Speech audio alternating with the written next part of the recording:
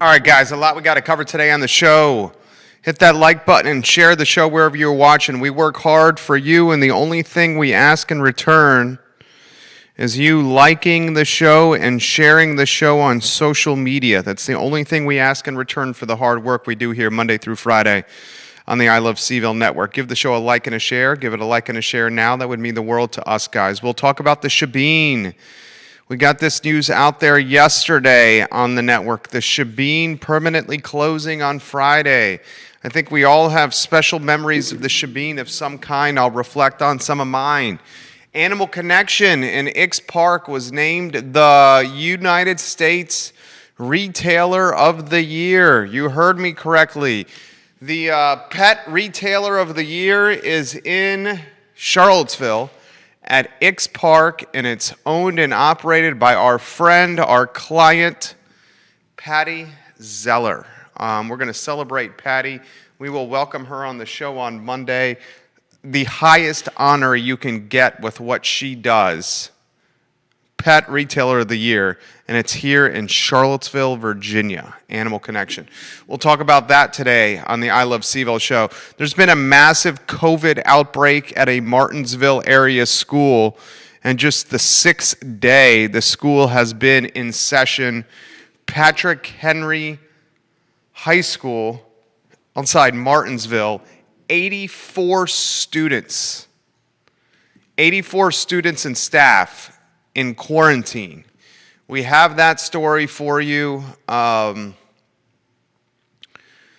We have kids in this area that we know now that are getting COVID, unfortunately. Kids as young as 4 years old that I know. We'll take a moment to reflect on Patrick Henry High School and the 84 that are now in quarantine. We'll try to do some intelligent crystal ball predictions for what's to come in schools in our area. Lee Elberson of Claiborne Education says there's not a shot we make it to Thanksgiving in public schools with the Delta variant running rampant. He says there is not a single shot we make it to Thanksgiving with public schools. Mortgage rates are on the rise. Booster shots start next month in the United States of America.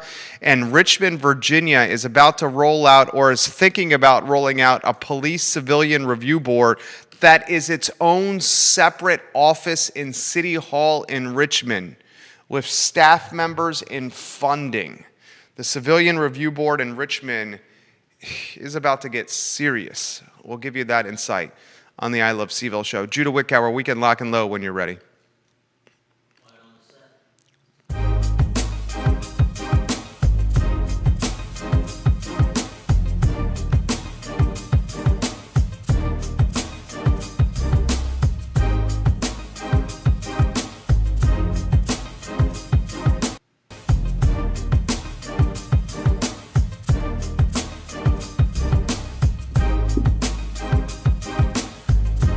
Good Wednesday afternoon, guys. Jerry Miller, and welcome to the I Love Seville show. Thank you for joining us. We are live in Charlottesville, across the Commonwealth, the country, and the world on the I Love Seville network. The network is comprised of every social media platform known to mankind, a daily e-newsletter that goes out to over 120,000 inboxes, our flagship website, iloveseville.com, and literally this show on every social media platform known to mankind. We're presented by Skooma Boutique Dispensary on the Charlottesville Downtown Mall next to Rapture.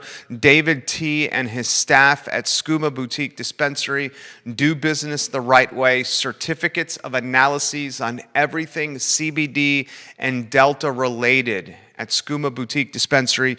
You know what you're taking, where it's from, and what it will do to your body. If you have anxiety, pain management issues, if you want to sleep through the night, sleeping through the night's a tough one for me. Skooma and their CBD and their Delta can help you do that, guys. And David really does a good job. Ting Fiber Internet powers this network. It's crazy fast internet at Ting Fiber Internet.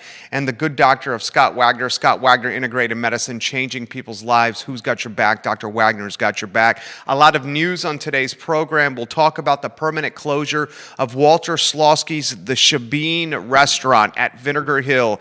I have a lot of fond memories of the Sabine. I first visited the Sabine as a third year at the University of Virginia. Virginia and have been patronizing the business ever since. We'll talk the Sabine in a matter of moments. We will highlight Animal Connection, Patty Zeller's business. Patricia Zeller was named the Pet Retailer of the Year in the United States of America. You heard me correctly. Of all the pet stores in the country, in the nation, in America, Patty Zeller just won Top Pet Retailer of the Year. She is a friend of not only this network, but of my family, my wife and our son, of Judah Wittkower, our director. She routinely spoils Liza, the I Love Seville mascot, with treats from her store. She has been a long-term client of I Love Seville and VMV Brands, our advertising agency. Nearly 6 years we have worked alongside each other. She is an entrepreneur unafraid of taking risk. She moved locations from McIntyre Plaza to Ix Park, took a longer lease and more rental square footage during a pandemic. Took a risk, it paid off. We will highlight her risk-taking. We will highlight the success of her business and why she was named the top retailer in America today on the I Love Seville show. Red Pump on the downtown mall, Red Pump Kitchen, a restaurant owned by the couple behind Pippin Hill Vineyards. Red Pump Kitchen is pivoting its model, shifting its model from walk-in dining to private parties and cooking classes.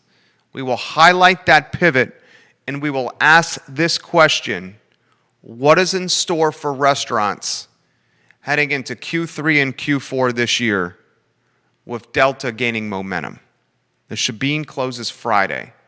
Red Pump Kitchen changing its model to cooking classes and private parties that you book in advance as opposed to walk-in dining. Things are changing quickly. We will highlight some of those trends today. Richmond, Virginia is launching the Civilian Review Board, and this task force has a lot of potential power.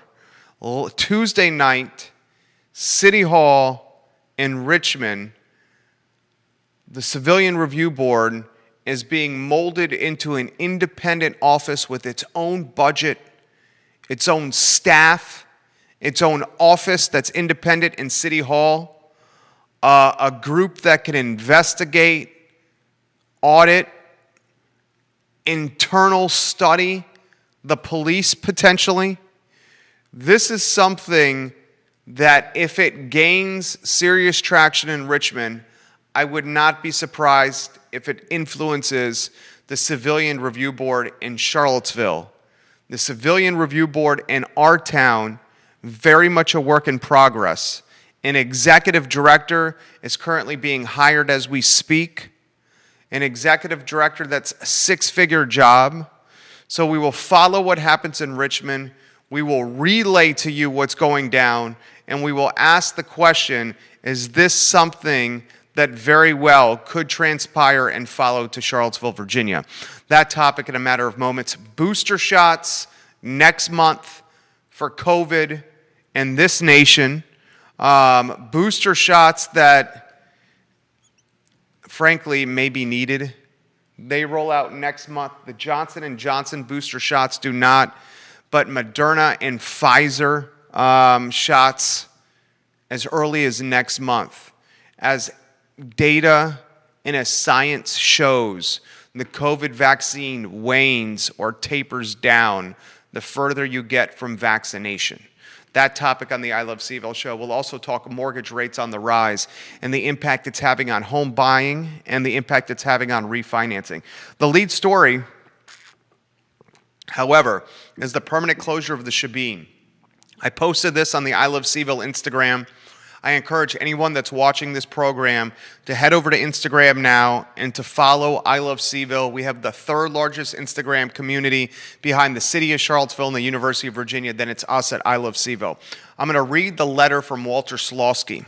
Walter Slosky, a previous client of our advertising agency, a great guy, a guy who owns a sister business to the Sabine called The Catering Outfit, a restaurateur that's been around for a long, long time.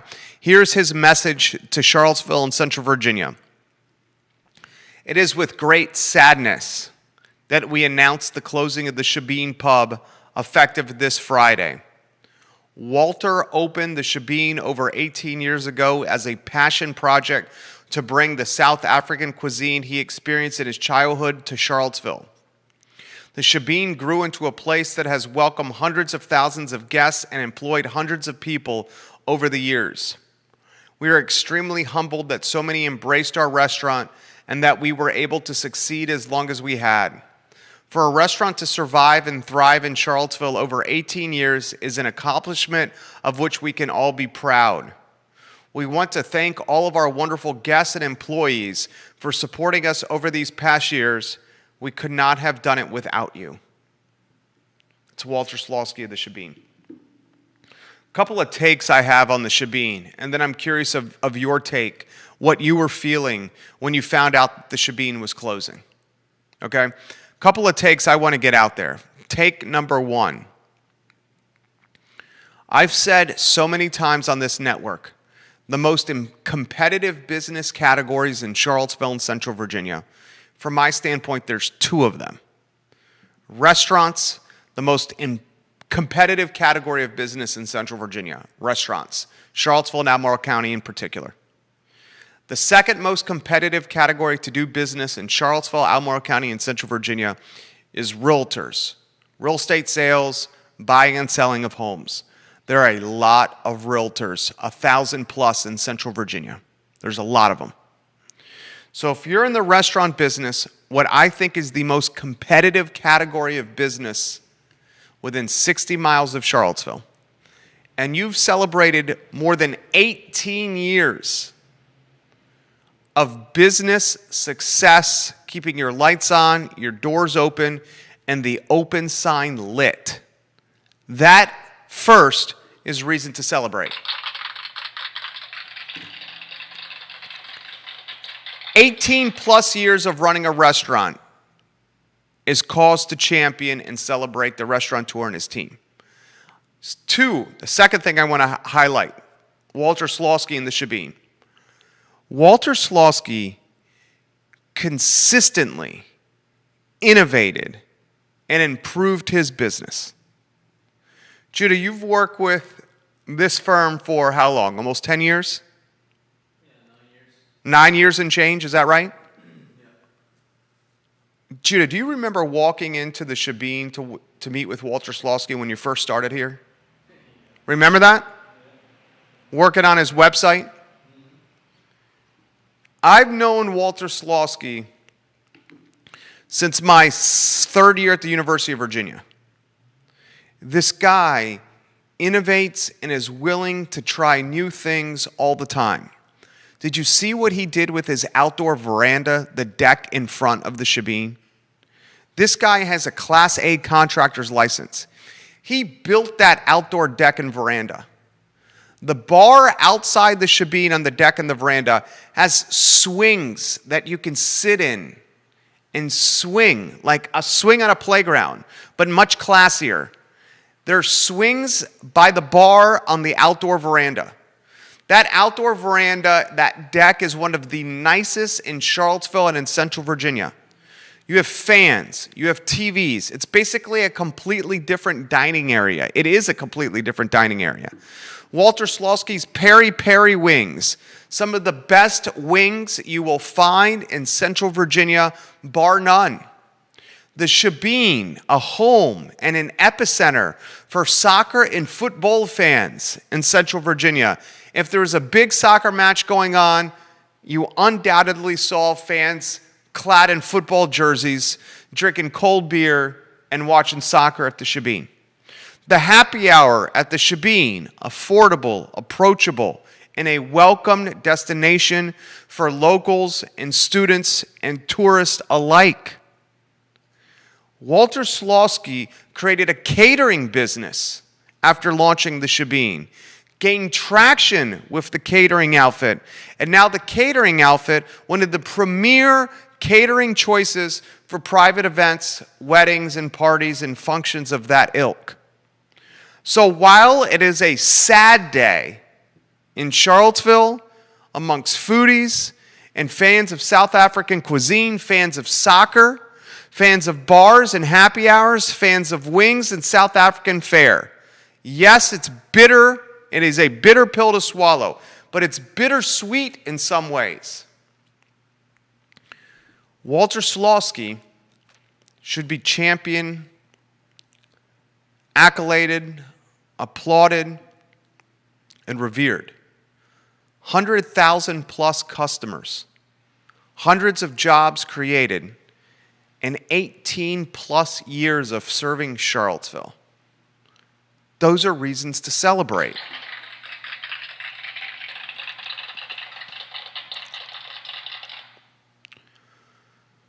I'll get to this question. That's a good question, Ray Cadell. We'll get to your question in a matter of moments. I'm now going to ask this question.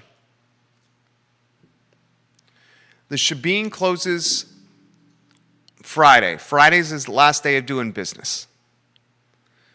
After Walter and his staff move the Sabine out of the restaurant, you have an empty and vacant shell. And the empty and vacant shell has tremendous potential. What do you get with this space if you're an aspiring restaurateur? You get parking right in front of the restaurant. You are downtown. Vinegar Hill is downtown Charlottesville. But you're downtown without the perceived parking issues because you have a lot right in front of you. You have a vast and spacious dining room. The Sabine dining room is a great-sized dining room. You have a separate elevated inside bar that could probably seat 25 to 30 people at that bar. You have a deck and a veranda setting that's separate from your inside restaurant. And the deck and veranda setting is COVID-friendly. How many restaurants in the Commonwealth, in the country, in Charlottesville, in Central Virginia, would covet and love a veranda and deck setting like Walter Slosky and the Sabine have? You got parking, you got COVID seating with this deck and veranda, you got an elevated bar, you got a pretty large dining room, you're centrally located to the city of Charlottesville. This space has tremendous potential for someone who has the cojones, the gumption, the courage, and the backbone to get in the restaurant game. I doubt this space will sit vacant for long.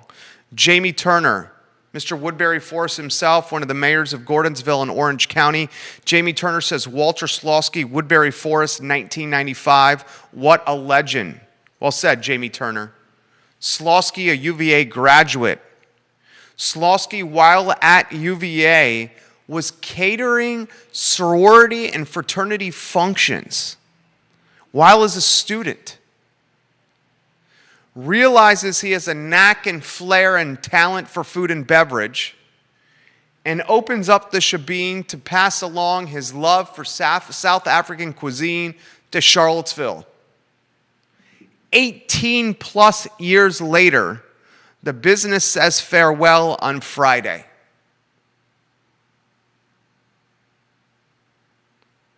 He did this right. Ray Cadell asked this question. How does the Sabine closing impact Vision Barbecue? I think they are physically connected. I love the Q at Vision Barbecue. That's a great question, Ray Cadell. I was wondering the same. I was wondering the absolute same. I will reach out to the Vision Barbecue guys to see how that closure of the Sabine impacts the Vision Barbecue business. That's a very good question, Ray Cadell. Between today and close of business Friday, we should patronize and support Slosky and this business. We should buy out all their food. We should kick the kegs, finish the bottles of booze at the bar, empty the walk-in, empty the dessert fridge, and everything they have. And we should say thank you to Walter Slosky and his staff for running a business the right way. All right, let's shift from the closure of a business to spotlighting a business that's gained tremendous traction, market share, and momentum since COVID outbreak early last year. Patty Zeller and Animal Connection. Patty Zeller, friend of this program, long-term client of VMV Brands, our advertising agency, yesterday named the Pet Retailer of the Year in the United States of America. You think Charlottesville, you think Central Virginia. I'm sure you can count a handful of pet stores that are serving the area. The best is Animal Connection at Ix Park, and it's not even close. The reason I said I'm sure you can count a handful on one hand is because this is a relatively competitive category. No, it's not as competitive as restaurants or realtors, but it is a competitive category. You have a national player, a national brand that's in Fifth Street Station. You have some locally owned brands. One of them, Patty Zeller's Animal Connection, the Retailer of the Year. This businesswoman, during COVID, made the risky move of leaving McIntyre Plaza, where she was for 18 years, Patty? How many years in McIntyre, Patty? 15, 16, 17 years? 18 years? She leaves her home, the first retail location she's ever known. And during COVID, she decides to make the move from McIntyre to Ix Park. She adds extra years to her lease. She adds additional square feet to her retail footprint, increasing her overhead. She hires more people to service the extra footprint, the extra retail footprint. She does a joint venture business partnership with Lead the Way Canine Training, where Lead the Way is doing animal training at the back of Animal Connection. She expands her dog grooming business. She expands her self-serve dog wash business. She signs I don't know, how many pages are in your lease, Alan Kajin? You know I got respect for you, Alan Kajin. Alan Kajin and Ludwig Kutner own Ix Park. Alan Kajin is one of the most powerful commercial landlord owners in Charlottesville. He lives a bi-coastal lifestyle. California, sometimes spent here in Virginia, but mainly out of San Francisco. Alan Kajin is an attorney by day, a commercial landlord the other hours of the day. His leases are iron-clad leases, straight-jacket type leases. You would agree with that, Alan. Your tenants would agree with that as well. Patty goes from McIntyre in a smaller footprint to Ix in a larger footprint with more years on her lease. She's leasing from Kajin, one of the dot the I's and cross the T's landlords in this game. He's seen everything and thought of everything else. She hired people. She did a business partnership with Lead the Way Canine Training, and she did all of this during a pandemic. She realized as people were staying home more and more during the pandemic that the adoption of four-legged furry friends was going to be more frequent and more prolific. And her vision, her gamble, her bet proved to be right. Now heading into her 20-year anniversary for her business, which is September, her model is humming at levels it's never hummed before. And industry stakeholders and experts have recognized her as the retailer of the year in the nation. That is a success story that we champion at I Love Seville.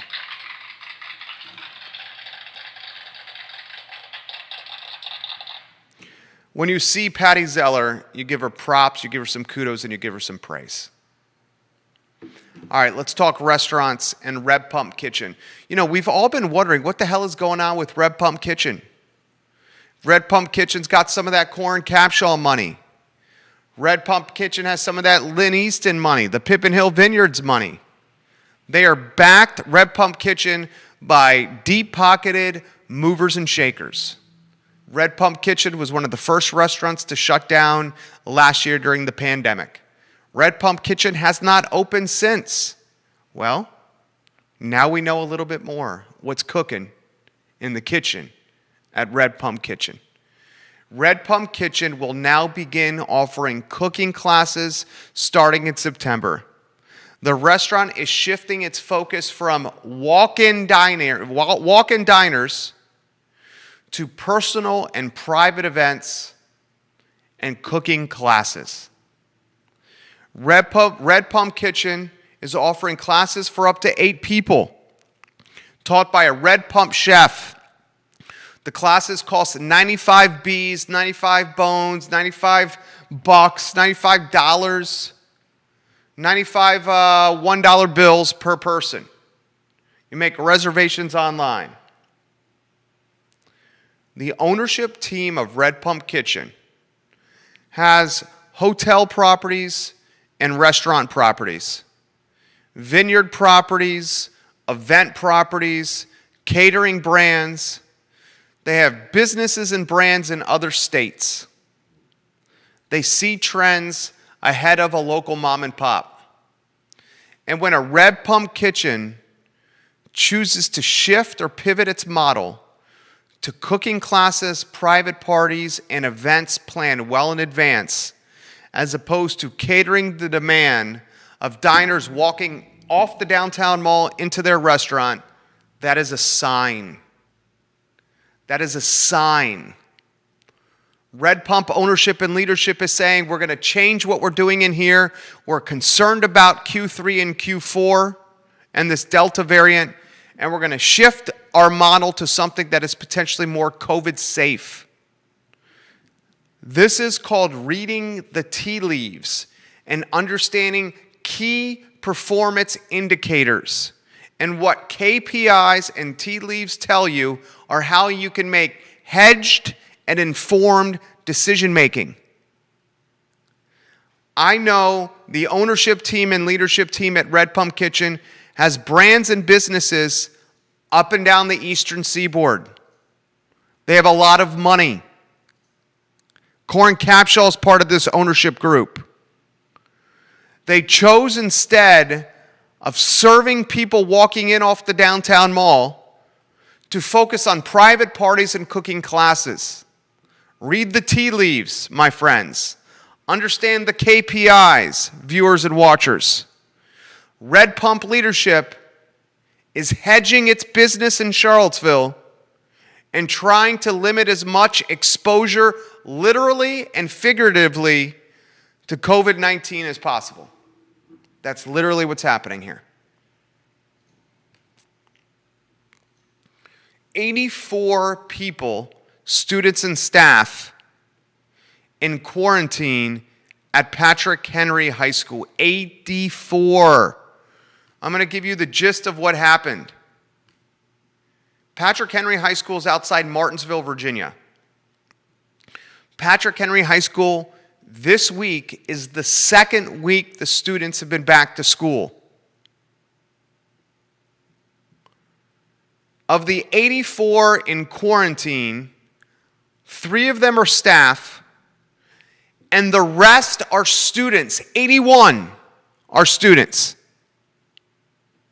Already, 8 people from the high school. This is day 6 at This is day Wednesday, Thursday, Friday, Monday, Tuesday. This is day 6 at Patrick Henry High School. Day 6 today. And already in day 6, 84 are in quarantine, and 8 individuals from Patrick Henry High School have tested positive for COVID-19. The exposures are happening in hallways and classrooms, poorly ventilated structures of highly trafficked individuals in hallways. How would you describe going from one class to another class in 3 minutes or 4 minutes in a school? The bell rings, you get out of your seat, and before the next bell rings, you have to be seated at your next class, and at the desk of your next class. I would say the hallways are congested and highly trafficked. Would you not? I think you would. I do not want to hyperbolize. I want to be frank, realistic, and to the point. I trust people that are smarter than me. Last week, Lee Elberson, the CEO of Claiborne Education, a friend of the program, and an individual whose career is invested in education, a man who is connected with principals and superintendents and boards of directors at schools and colleges and universities, elementary, middle, and high school, all over the country and certainly in Central Virginia. He says there's no shot we make it to Thanksgiving with in-person school. He said that on the microphone in this chair next to me last week. Patrick Henry High School is on day 6 of being in session, Martinsville Area High School. And already 84 people are in quarantine. 81 of those are students, and 8 people from the high school have already tested positive for COVID. This is in day 6.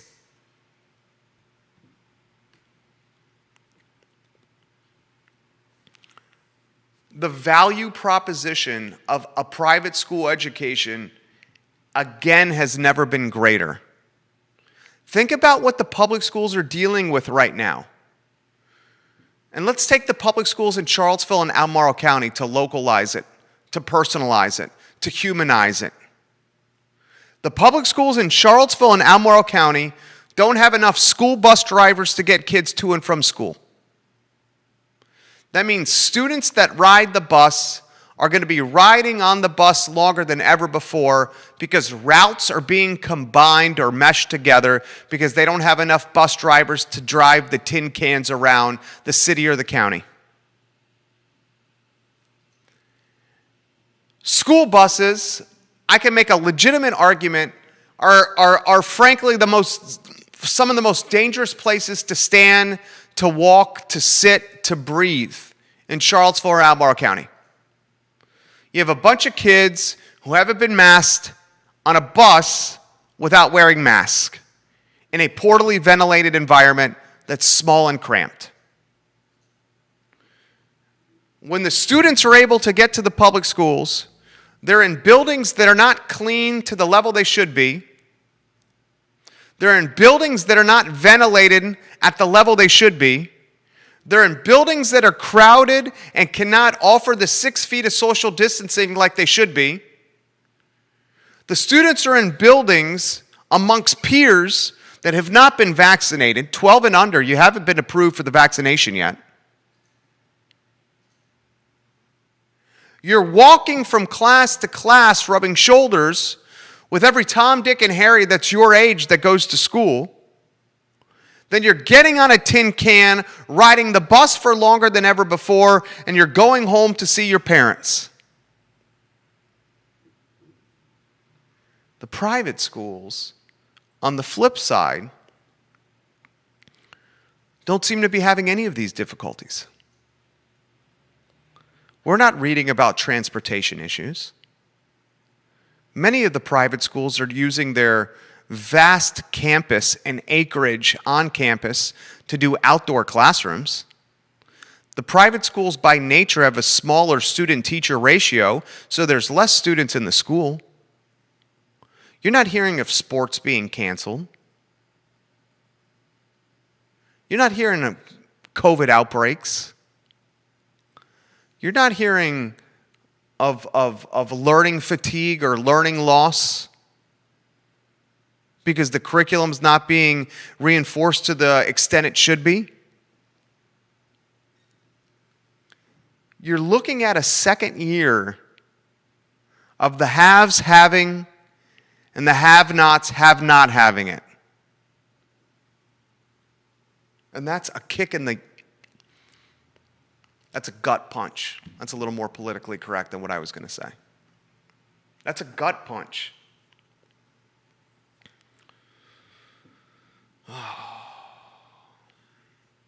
I think we'll really see what goes down in the next 30 days. Heck, the next 3 weeks.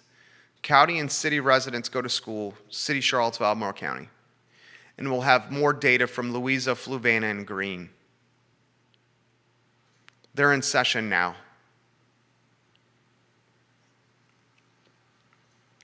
That over-under, I'm not ready to move it forward. The over-under is Thanksgiving. And whether you say over or under the Thanksgiving date of school pivoting to hybrid or digital virtual learning only because of COVID outbreaks, I'm not willing to move it from Thanksgiving to Halloween yet. But I have a feeling next week we're going to be seeing a lot more of this Patrick Henry High School news in 84 in quarantine. And if we see a lot more of this around the Commonwealth, and as it gets closer to Central Virginia, maybe the I Love Seville odds makers take that over-under of Thanksgiving and slide it forward to Halloween. News out of Richmond that I find very intriguing. They're going through similar trials and tribulations with their police civilian review board in Richmond. Tuesday night, they held a town hall. The civilian review board in Richmond, leadership in City Hall is contemplating making it its own independent office, funding this independent office by taxpayer dollars, having an executive director and staff that report to the executive director, along with the volunteers on the board that work hand in hand with the executive director. The Civilian Review Board in Richmond, it's being contemplated that the board could receive and investigate complaints, make binding disciplinary decisions, review police policy and make new recommendations, audit police data, create public police reports, and review the Richmond Police Department budget and make budgetary recommendations. This suggested model included giving the board subpoena power and the power to review complaints made prior to the board's inception. It sounds like a lot like internal affairs, but internal affairs run by civilians and not people with a policing background. The reason I bring this up to you is a lot of the stuff that happens in Richmond, a left-leaning city, trickles over and influences the city of Charlottesville, just 55, 60 minutes away, another left-leaning city, Charlottesville. Here's a perfect example.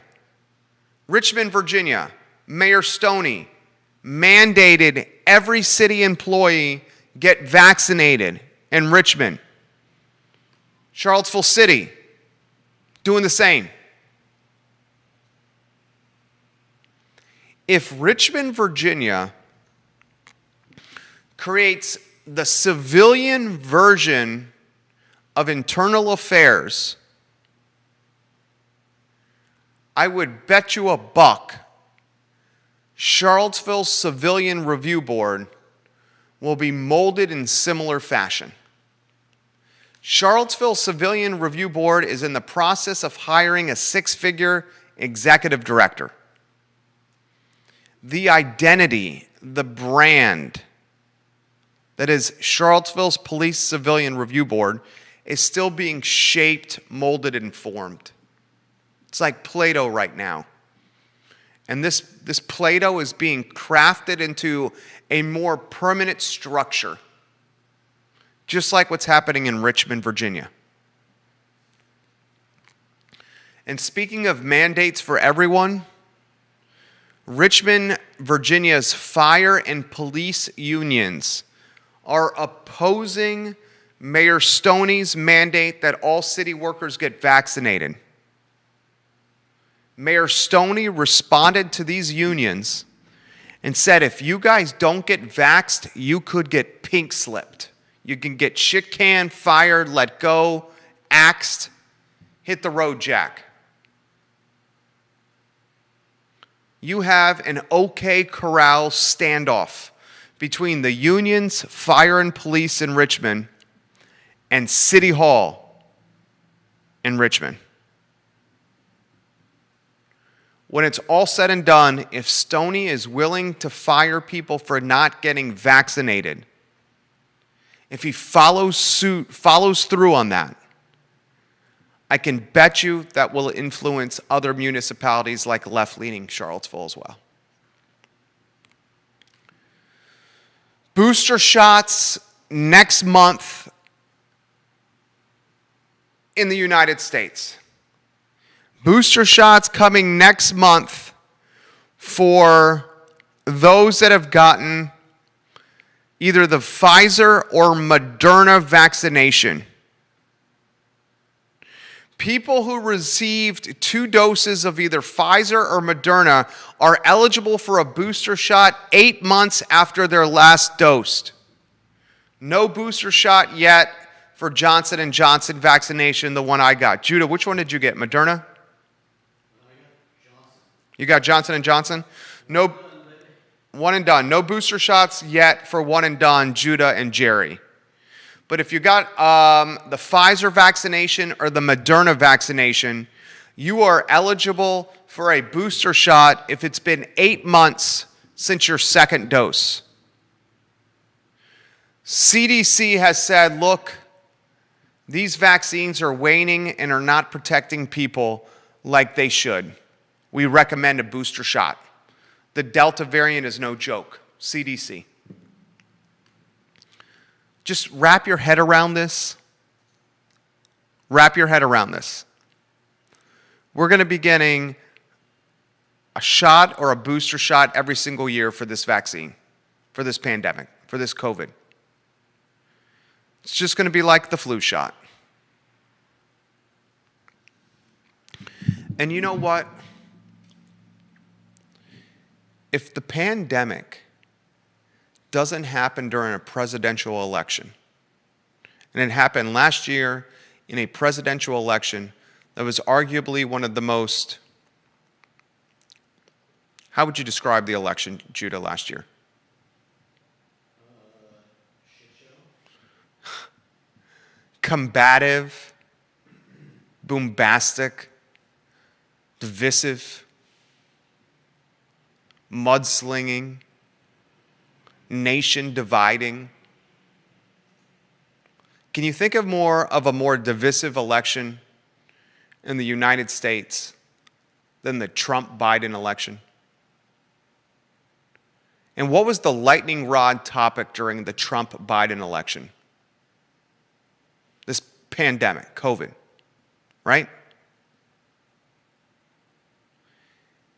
If this pandemic, if COVID had happened this year, 2021, during Biden's first term, or if it happened during the first year of Biden's term, or the first year of Trump's term,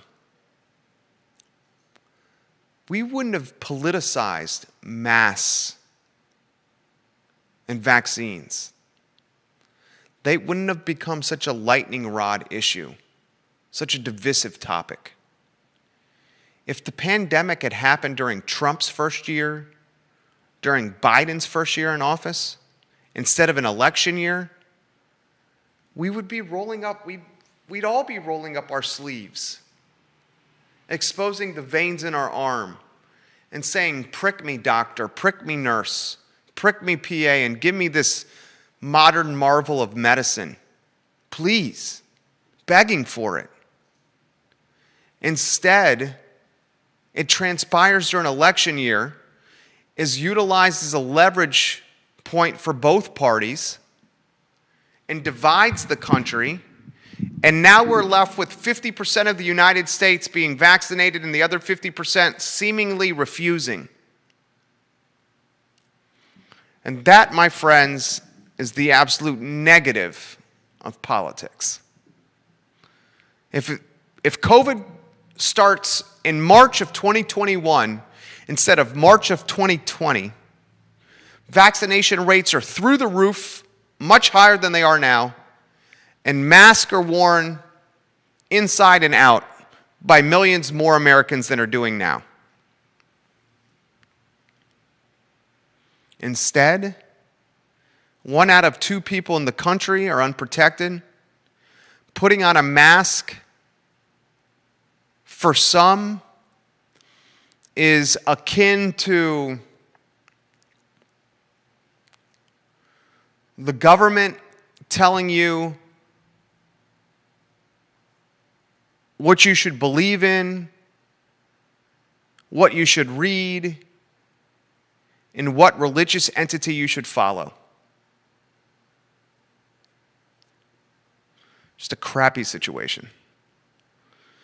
The last topic before I get to your comments. Last one before I get to your comments, okay? And if you have any comments or you want something, if you want something read or mentioned on air, if you have a topic you want me to give you some take or perspective on, or if you have something for tomorrow's show, please put it on the comment section.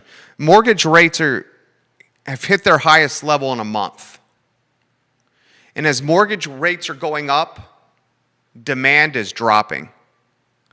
The average rate for a 30-year fixed mortgage increased to 3.06% last week. Before that, it was right around 2.99%. So you're talking a 0.07 increase in rates.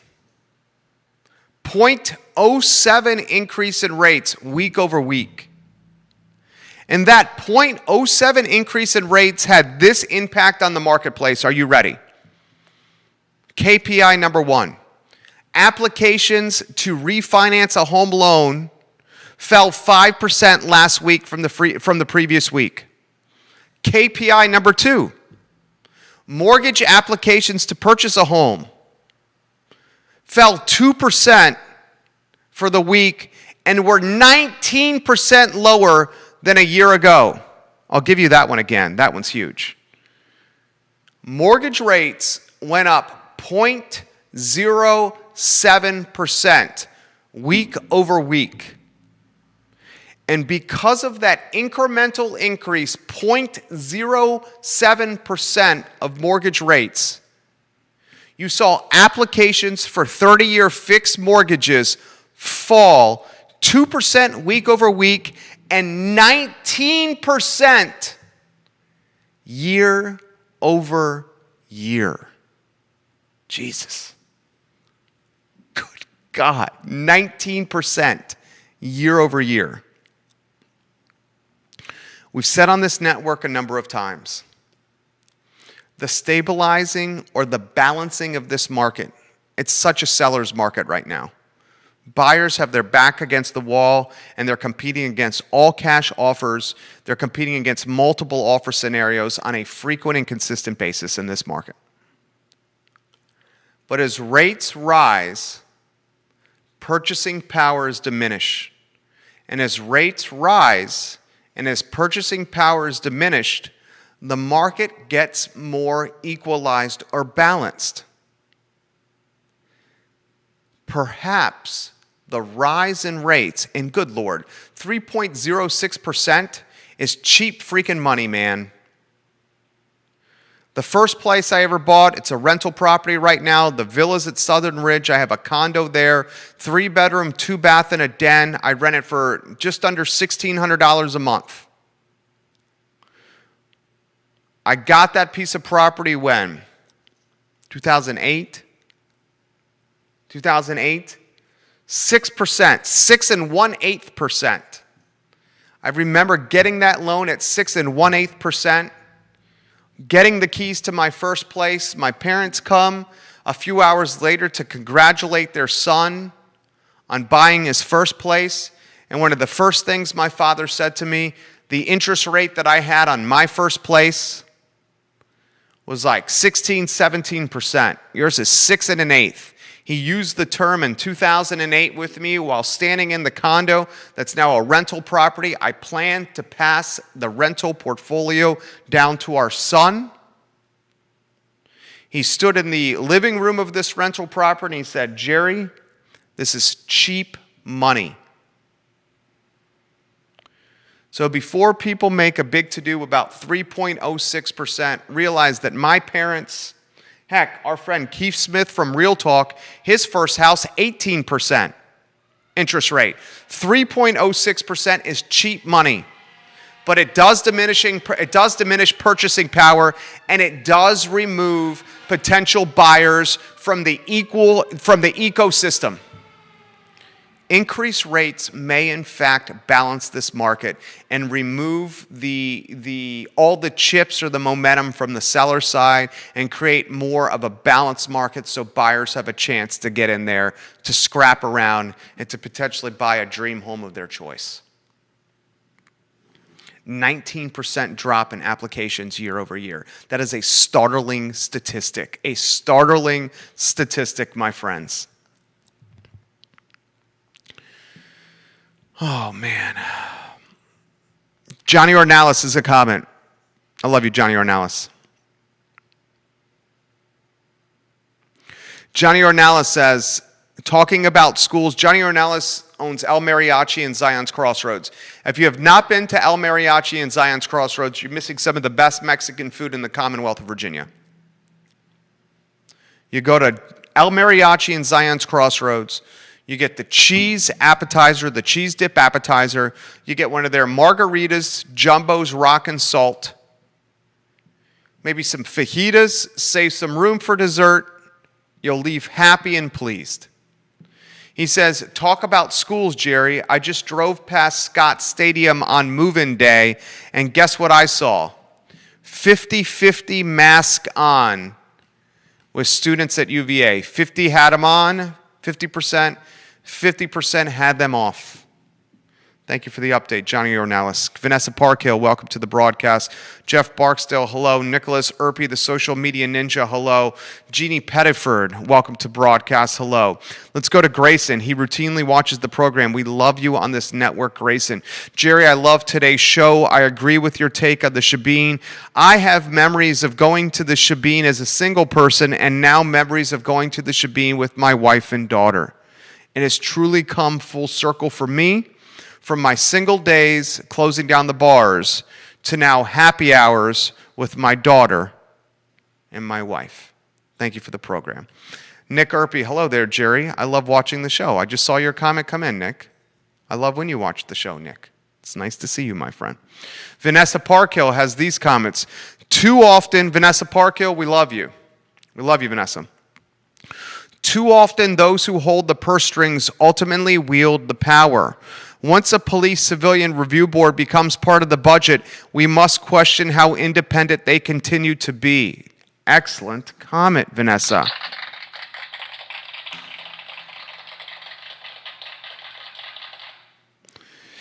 Oh, man. I just got an update from a mom of two who's watching in Richmond, Virginia. She's a mom of two. She's a business owner. Her name is Sarah, and she watches the show routinely. Jerry, I have a school update from our school in Richmond. 11 student cases, 1 teacher case, 7 quarantine classes. They have stopped sharing that info, though. 1 parent reports call went out today to pick up students in another class for more cases and another class quarantine. Estimated more than a third of our school has been quarantined. Parents receiving calls from VDH today from close contact from exposures 5 to 8 days ago. They said they are all backed up. It's a total mess at our school in Richmond. Thank you for your show. I watch as much as possible. There you go. That's a mom at a school in Richmond.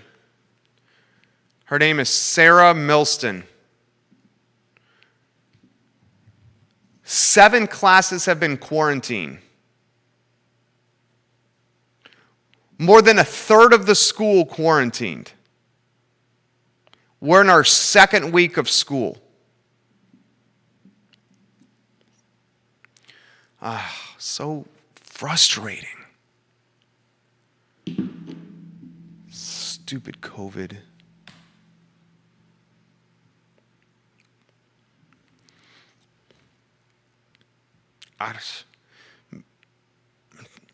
She sends me another tweet. Appreciate you watching, Sarah. I think you should move the over-under date to Halloween. There's no way we get to Halloween with in-person school. Love your show. Ugh. Ugh, ugh, ugh. All right, tomorrow's program. We have two entrepreneurs on the show. We have Chris Hornsby and Nakahili Inseong. Nakahili, if I'm messing up your name, I'm sorry. I will get it right tomorrow on the show. They own Tattoo and Massage on West Main Street. I'm going to ask the owners of a tattoo parlor and massage parlor their plans for innovation in staying alive during a pandemic. Tattoo parlor, massage parlor, restaurant, concert venue, wedding venue. Those are the most precarious business models for this pandemic. One of the most precarious models, a tattoo parlor and a massage parlor on West Main Street. We will chat and interview the owners of this business and ask them straightforward questions like, what will you do to survive Q3, Q4, the winter and flu months in this town? I appreciate them coming on this show and answering questions like this. Today was a good one. Thank you for joining us on the Wednesday edition of the I Love Seville show. We're presented by Skooma Boutique Dispensary. We will see you tomorrow at 10:15 a.m. with Today y Mañana, Alex Erpy and Xavier Erpy on Today y Mañana, 10:15 a.m., and then the I Love Seville show at 12:30. Hasta luego. So long. Take care.